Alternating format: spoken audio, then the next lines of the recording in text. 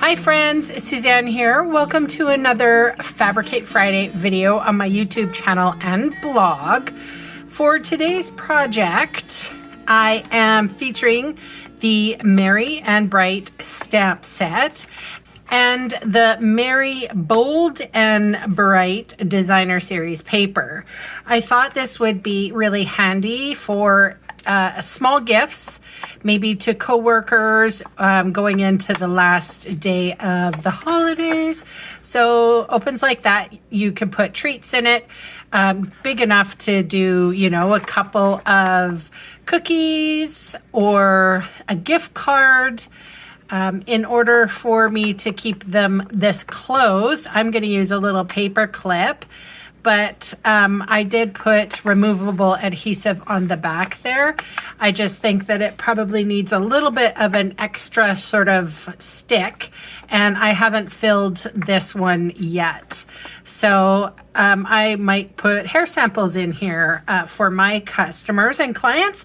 And hopefully, if you would like to learn how to create this particular project, come with me, we'll make it together. All right, so we have a piece of Designer Series paper, and that is going to be size 9.5 wide by 9.5 inches tall.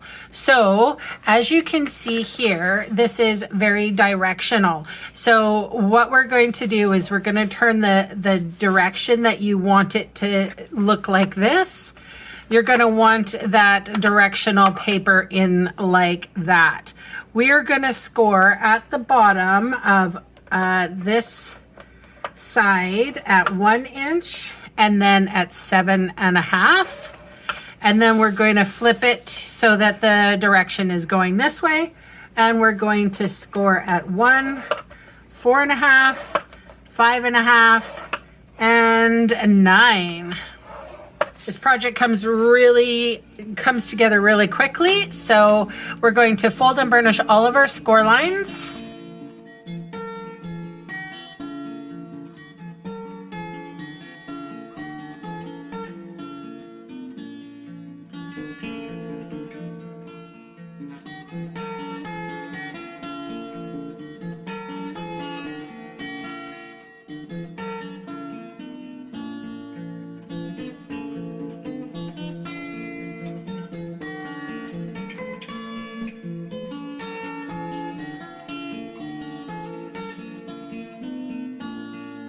You're going to see a piece that is, or your score line that's only the 1/2 inch.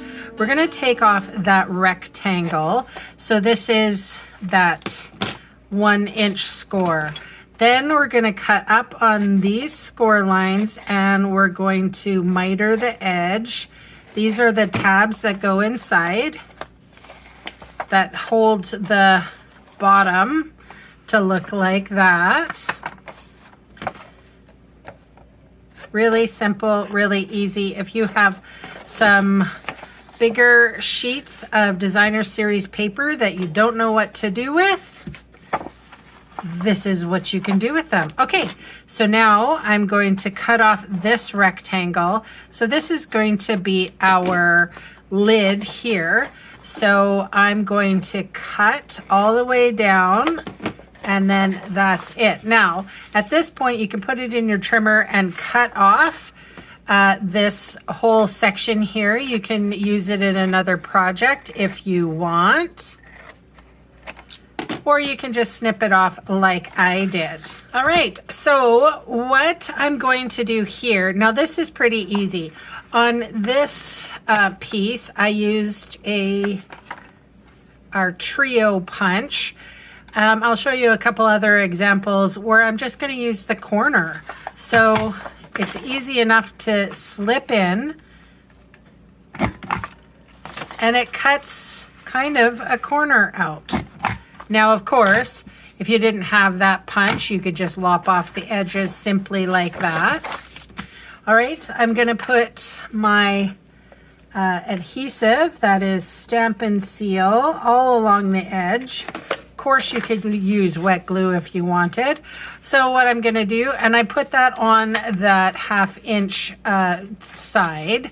Now I just folded it in half, and then, so you're going to be able to see if you did good work and cut it nice. You won't see any overhang or anything like that. All right, so since this is the back, what I'll do is I'll put a little adhesive on the tab here, a little adhesive on the tab there. I'm going to put a little adhesive on that lip, and then a little adhesive on the inside of this one. I'm probably doing a little bit of an overkill.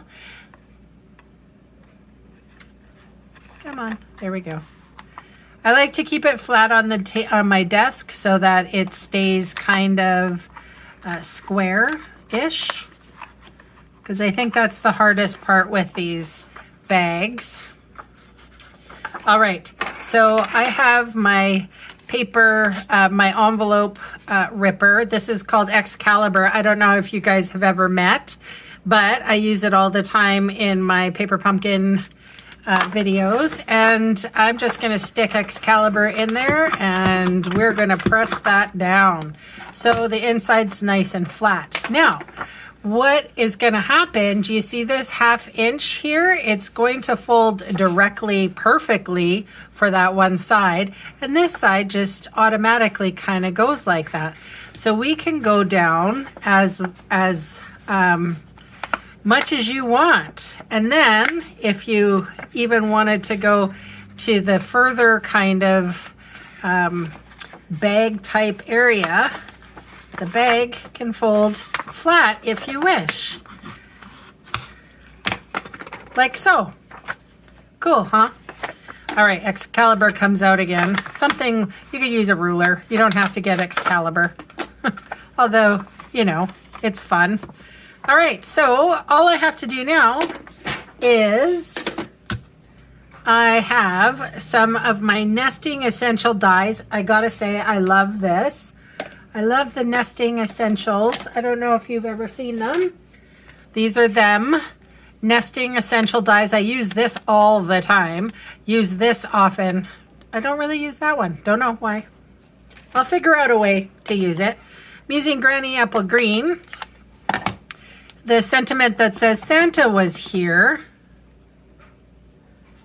Of course, you can use whatever color you wish if you're gonna do something similar. I'm gonna adhere this straight to my backing.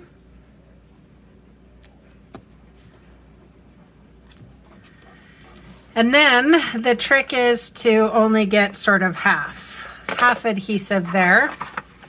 And close that baby up. I like the green in this one.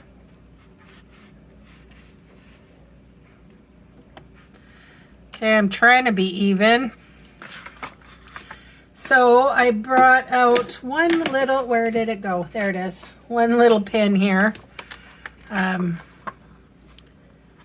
Just to keep it closed whilst I search for or put a gift in here, and then you never know, I could easily put keep that on there. It's not going to hurt anything. But here are the two Christmas ones that I made, and this was, I made it out of the same paper, but can you not see this as a birthday? That's Melon Mambo. That's Flirty Flamingo. This boy's birthday for sure. Real Red, or no, Poppy Parade. This is Crushed Curry with the little cute Granny Apple Green. Oops. I'm picking up stuff that I shouldn't be. And then another Crushed Curry. So just the looking at the Merry, Bold, and Bright, I absolutely love the different colorways and the fact that you could use this. Say you have a birthday in January and you have lots of this Christmas paper left over, we can use that. And obviously I jumped on the bandwagon. I don't like wasting my designer series paper, so I'm going to use a little bit This was my prototype, and this is the one that we made today.